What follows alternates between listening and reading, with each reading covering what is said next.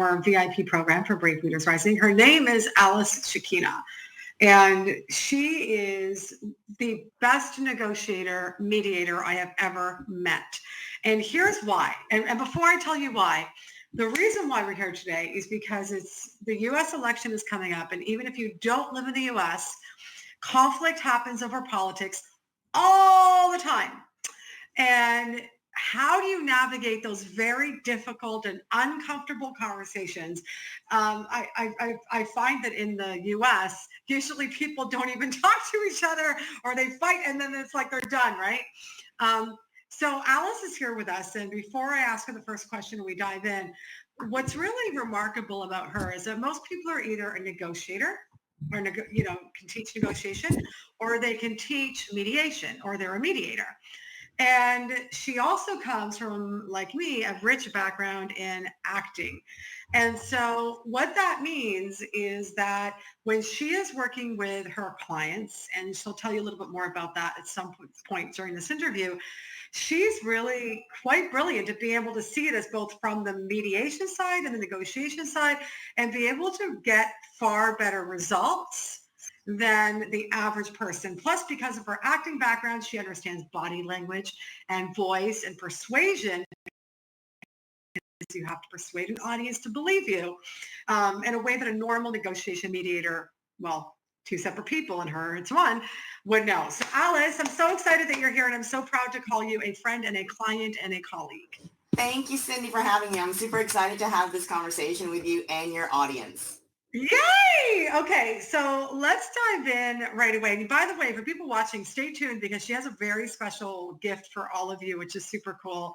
And I have a surprise for all of you too, if you want to go deeper. So Alice, tensions are high. Talk to us about, what do you think is the number one, I'm sure you have a list of 100, but what is the number one reason why people are having challenges having conversations specifically around politics? I think it's because it's tied to your values, like who you are. And so people like to be around people who they feel like they've got similar values. And sometimes it turns out that the people, the friends and family who you love and trust and think that you have similar values, all of a sudden something political might come up, which makes you recognize and realize, oh, we are not entirely as similar as I thought. And it makes people very uncomfortable because now it's challenging who they are and who they're associating with. So it's like really kind of making themselves look in the mirror, and it makes people feel very insecure about what's going on in the world and how is it impacting their own identities. You know, Alice, this is an amazing insight because we often don't think about it this way, that it's like your best friend, your husband, or, well, I would hope that your husband, that you would actually understand what their values are before you marry them. But it makes a lot of sense that all of a sudden people that you've known for years, you start having these conversations and you're like, I thought that we were on the same page. And suddenly there's, like you said, you don't feel safe for that person anymore. I still remember years ago, like 10 years ago, I had a business partner and he ended up being on a very extreme of one of them. And it made me feel really unsafe, partially because it was so extreme and it was so diversive and it was so discriminatory, his extreme. And it was really, and I'm like, oh my God, I own a 6-figure business with this person. And it made me feel really unsafe when I started to understand this person's values. And I had never seen that because on an everyday, even somebody who's a business partner, if you're not talking politics and you see them as this really great person and they're da-da-da, then all of a sudden it's like, oh. So how does somebody deal with that? Because it doesn't sound to me like you can even have a good conversation with somebody if you are in a situation where where a little bit of trust, or maybe a lot of trust, has been broken. So unlike in Europe where they still are like, hey, let's have a good debate and let's have some beer and wine while we're debating, and then we can like hug and kiss and go home. It's not quite the culture here in the United States that way. Yeah. People have a tendency to either socialize with people who have similar political values, Or if they know that there's a friend who has a dissimilar political value, they will just avoid it altogether. And it just, because if they get into it, it turns hostile, it turns into something very ugly, and people don't, want to engage in that. And I think really the biggest mistake people make is that they go into a conversation thinking or maybe acting as if, like, let's say that you and I have something that we aren't in agreement with on a political spectrum. Right. Normally, what's normal and what's been happening, and which is really why people clam up, is that I will try to have you see my point of view. So I'm going into the conversation trying to convince you need to come to this side because your side is wrong, and you are doing the same thing. Now, what we're doing inherently is also challenging our own values, right? Like saying, oh, your values are not good. And I think what people need to understand is that we are more alike than we are different. So that's number one, right? Yeah. I know several people who have differing political opinions than me. And yet when you don't talk politics and you're just coexisting, they're like some of the nicest people who will do like, go, all the way for a friend. If I need some help, I'm there for you, right? So we're, first of all, remembering that we're more alike than we are different. So that's number one. Right. And number two, to enter the conversation, not with the intent to get them to come to your side or see your side. But boy, that's difficult. But with the intention to understand the other person more deeply. And we are not doing this.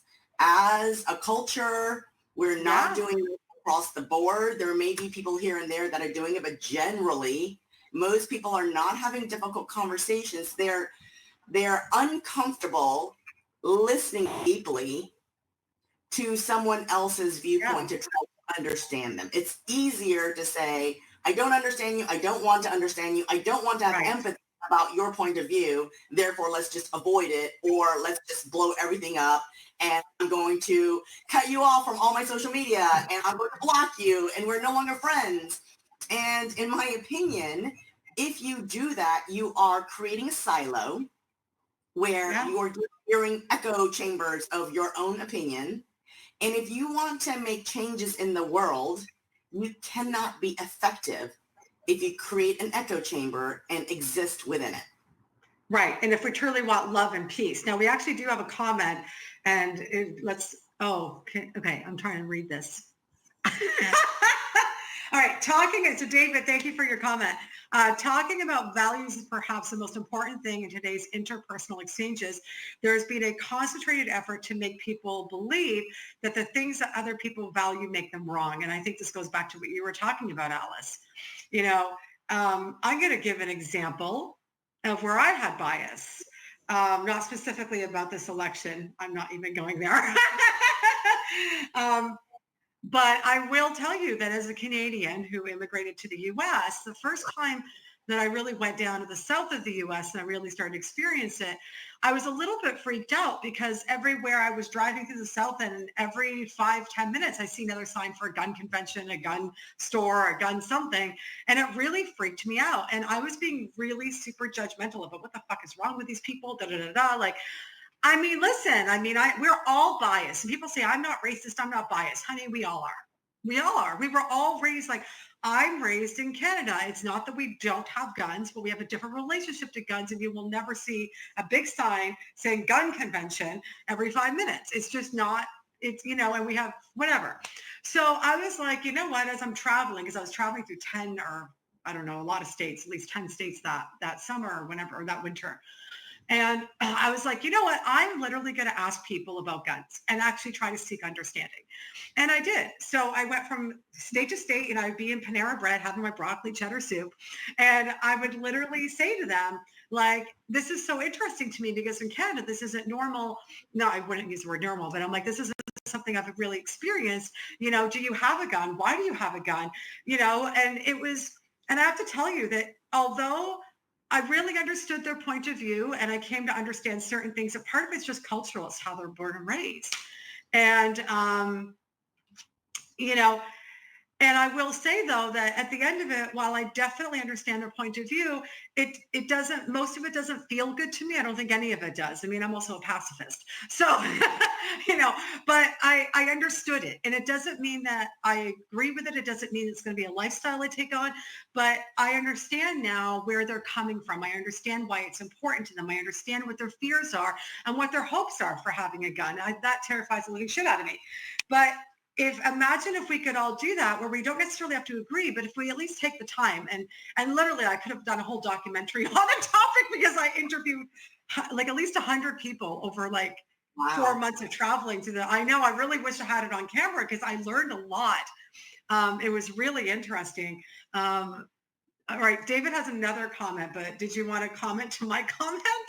No, I was going to say, like, hopefully you felt differently after the 100 interviews than before, right? Like Yeah, whether sure. you agree with them or not, whether you even became even remotely closer to their point of view is really not the point. The point is you just have a deeper understanding of someone else's values. And then within that search of learning about them, more than likely you discovered there are points of similarity between you and gun owners. Like maybe they are also wanting safety, right? That might be something that they're concerned about.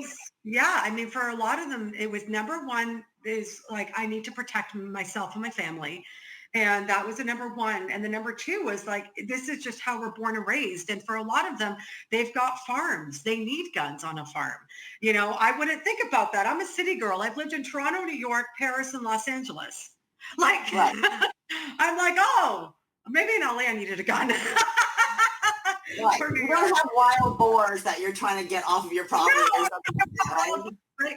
But again, I love that because we don't understand where people come from. But when we have that understanding, it makes all the difference. Before I put up David's comment and we discuss that comment, very quickly, Alice and I are going to go very deep, and she's going to do some training and role plays on actually like how to navigate these difficult conversations at our nation event. So as Brave Leaders Rising, part of what we do is we do these really cool, awesome events where you get to really dive deep on different topics, and I sing a little bit for you. So if you're interested in that, go to braveleadersrising.com/nation event, and the link is in the comments. And also, in terms of becoming a badass negotiator, you definitely want to check out Alice's free negotiation class, negotiation masterclass, Shikina negotiation.academy.com/free-negotiation-masterclass. And thankfully, again, it is in the comments. So you will be able to go ahead and register for both. Okay, so let's get back to the comments. What did David say? So Gertrude Himmelfarb's 1995 work, the demoralization of society from Victorian virtues to modern values is, in my opinion, and an excellent primer on the that's better. On the idea of our modern understanding of values. All right, thoughts about this? I'm not familiar with that, but thank you, David, for I'm not either. I'll check it out for sure. It's very interesting. So I would love to take a look and do a deeper dive on that. So thanks for sharing that, David. I appreciate it. Yeah, I don't know what it is either. So I was like, do you know this, Alice? Yeah, it's so good when we get to share knowledge. So I know that you're going to do a deep dive in the Nation event as well as in your masterclass. And we're actually going to role play and actually test stuff out, actually tackle the specific scenarios. But let's say that somebody's at a dinner table. Let's maybe talk through one piece before we go. Let's say somebody is at a dinner table or whatever. They're sitting on the sofa, whatever. And all of a sudden they attack you because you're whatever, because you're voting for the purple party. I'm just going to go neutral on this one. So the most important thing whenever you're blindsided by a comment is to really do like a body scan to figure out whether you're triggered in that moment. You may be, you may not be, right? But if you're feeling like your heart rate just jumped up, your blood pressure is high, your face is feeling flushed, like you need to not engage. You can just say, I'll be right back. I'm going to run to the restroom. We can talk about it when I get back. Or you can say, I'm not comfortable speaking about that right now. Or maybe right now is not a good time, but we can talk about that later. So you want to make sure that you don't just dive headlong into a conversation when you are triggered. So you need to just go into any dinner conversation, family affair, something like that, where you think someone is going to say something. First of all, be prepared to calm yourself down. And at the very least, have a few phrases like, let's talk about that later, or let me run to the restroom. Have those phrases ready to go. Yeah. So that when you get blindsided by a comment, no one should ever feel obligated to go into a conversation they were not prepared for. In negotiation, in political conversations, anything. You never, ever, ever need to feel obligated that you need to respond. And so you can just say, we can have that conversation in a little bit. Let me finish my meal. And that way that gives you a chance to sort of calm down, take some deep breaths, really figure out how you want to engage in the conversation, and then go from there. So, and then it's also good to try to not defend yourself, because I always coach people. I'm like, don't power. Yes. I'm like, it's okay. Let them say whatever they want. You can even say, yeah, you think I'm an idiot, right? Is that what I'm hearing? Right. And then, right. So, because if you kind of gain power. If you call me an idiot, Cindy, and I go, Cindy, let me make sure I'm hearing you. You think I'm an idiot, right? All of a sudden there's nothing else that you can argue, because I've just taken that away from you. Yeah, right? I love that. And it makes them look like an asshole. So they're either like, no, Alice, I didn't mean it that way. Or they are an asshole and say, okay, well, now that we've cleared that up, I'm going to move on to the brownie section. Exactly. I see some mint brownies sitting over there. Exactly. You can kind of move forward. Just acknowledge what they're saying. You don't have to agree. So the magic is you don't have to agree, and people think that you've agreed only because you've acknowledged it. So that's a little trick that you can do. Yeah. So it's great. Oh my God, it's so funny. All right. So as a reminder, if you want to go into the deep dive, we are going to be very specifically working on these difficult political conversations at the Nation events. You can just go into the comments and just click the link. It's so much easier. And to go in a deep dive on negotiation overall, you definitely want to pick up Alice's Masterclass. Again, the links are in the comments. Alice, any final words before we go? I just think that it's really important to be having conversations with people who you don't agree with, right? Yeah. Because that is the way that we make change in the world, is by influencing those who do not agree with us. So if you can allow people to see a little bit of it, then we can slowly change the world. But you can't do it if you stonewall, if you shut people out, if you refuse to have the conversations. And sometimes starting the conversation to hear what the other person has to say first is an excellent way to start to influence the other side. It may feel counterintuitive, because you're like, well, how am I going to change Cindy's way of thinking if all I'm doing is asking Cindy about her point of view? But that is the entryway to change. Yeah. And partially it's because if somebody feels like they're seen and heard, they're going to be more open to you. Absolutely. It also gives you the information that you need. Yes. It gives you a lot of information that allows you to position your message that's truthful to you, but it will help you to position it differently and better. Exactly. Yes. And you can be civil about it, because you're not attacking each other's principles and values. You're talking civilly about a topic, and you're not intertwining it with your core identity, which is what people have a tendency to do. So now they get into ferocious arguments, because really what we're arguing about is not the political things that we think we're arguing about. We're defending our values, and that's not what you want to do. You want to take your values, move it apart, talk about politics separately from your values, so that it can be a civil conversation and you're not having to defend the very things, your core values that you believe in. Yeah, because then it just hurts at the heart and the soul level. Yeah, exactly. You're so brilliant. I can't wait for you to train our group. It's so beautiful. And the people who decide to visit Brave Leaders Rising for that event. All right. Big love to you. Thanks so much, Allison. Thank you to everybody who's been tuning in.